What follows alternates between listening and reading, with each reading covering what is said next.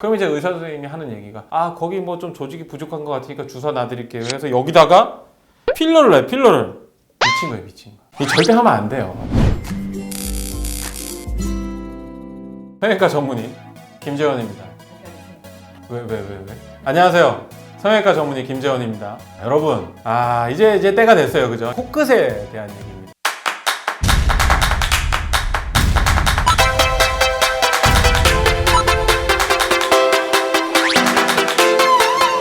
이거 코끝 되게 어려워요.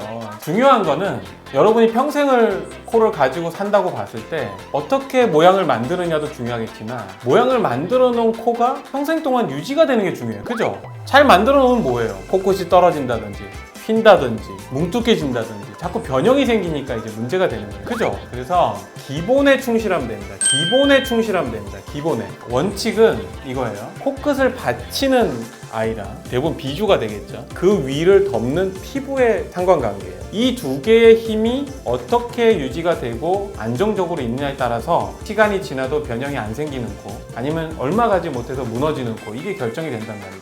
코 비주는 버티려고 하는 거고요.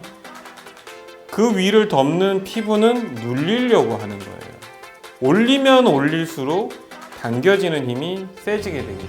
이 두 개예요. 코 수술의 가장 큰 포인트는요, 이 두 개밖에 없어요. 이거를 어떻게 잘 만들어 가느냐가 코 수술이 잘 되느냐 안 되느냐 이거예요. 피부가 버티는 힘이랑 기둥이 버티는 힘, 이 두 개가 상관관계가 잘 맞아야 된다. 자, 그럼 이게 안 맞을 때는 어떻게 되느냐를 좀 보시죠. 만약에 버티는 힘이 세다, 피부가 눌리는 것보다 얘가 세다, 코끝이 빨개지고 비치게 되는 거죠. 뚫리는 거예요.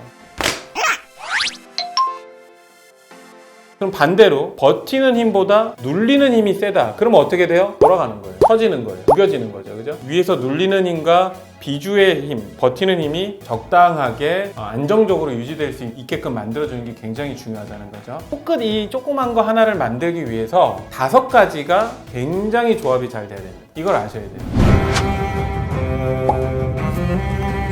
첫 번째는 가장 중요한 기둥이에요, 기둥. 자, 이 기둥. 이 기둥은 비주예요, 비주. 비주를 이루는 거죠.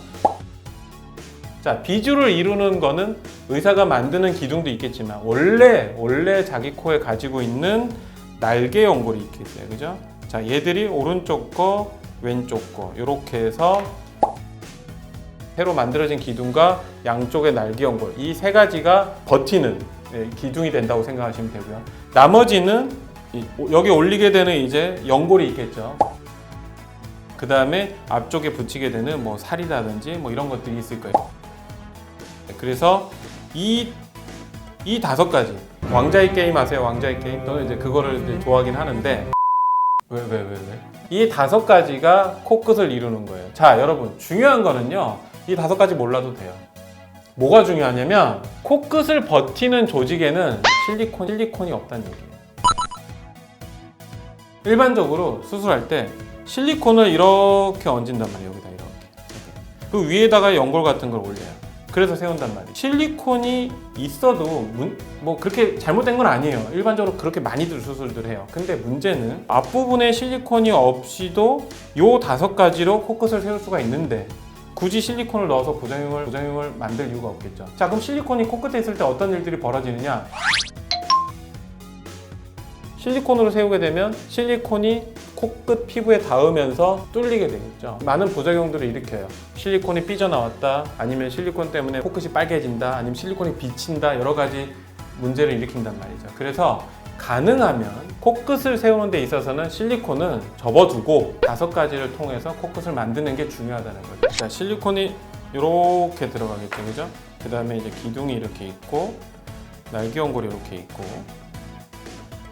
그 다음에 여기다 이제 귀연골, 살 뭐 이렇게 됐어요. 이렇게 해서 만들면은 실리콘이 닿지 않겠죠.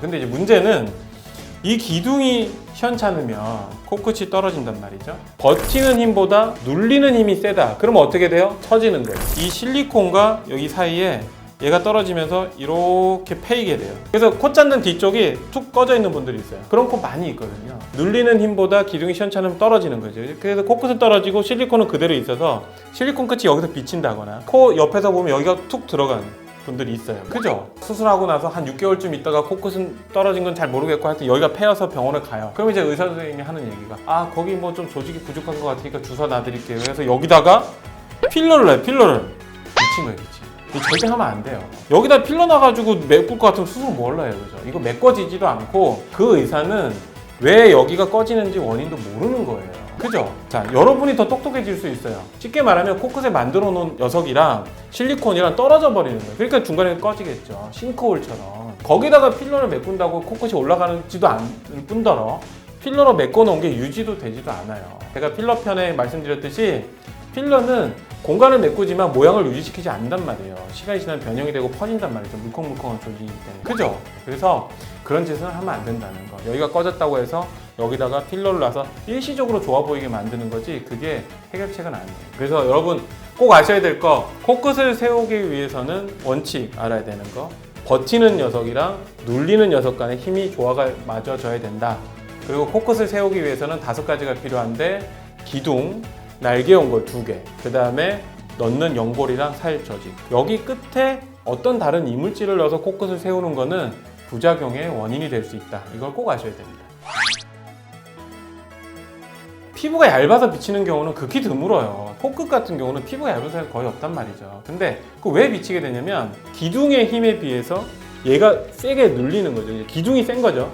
아니면 과도하게 잡아당겨놨든지 그러면은 눌리는 힘에 의해서 뚫린다든지 비친다든지 이런 게 생긴단 말이죠. 피부 조직은 어떻게 힘을 덜 받게 하느냐? 첫 번째는 과도하게 잡아당기지 않는 거예요. 고무줄도 당기면 당길수록 돌아가려는 힘이 세지는 거예요. 그래서 자기 피부 두께나 코 사이즈에 맞춰서 하는 게 중요하겠고요. 두 번째는 의사 선생님들이 수술할 때 코끝만 잡아당기면은 여기서만 당겨지잖아요, 그죠? 근데 전체를 수술하면 전체에서 여분을 끌어당길 수가 있다고 보시면 돼요. 그러니까 좀 더 여유 있게 이 눌리는 힘을 분산시킬 수 있다는 거죠. 자, 이불을 펼 때 이불 끝에만 자꾸 탁 당기면 얼마 못 당겨오겠죠, 그죠? 근데 이불을 전체를 들었다 놔서 당기면 충분히 원하는 곳까지 펼칠 수가 있다는 거예요. 그죠? 전체적으로 수술을 해서 여유 부분을 코끝에다 모아줘서 당기는 힘이랑 받치는 힘이 균형을 이루게끔 만들어주는 게 코끝의 비침이라든지 콧대의 비침을 해결하는 방식이에요. 아시겠죠? 여기다가 뭐 알로더민이 진핀이 두껍게 만든다고 해서 해결되는 게 아니란 말이에요.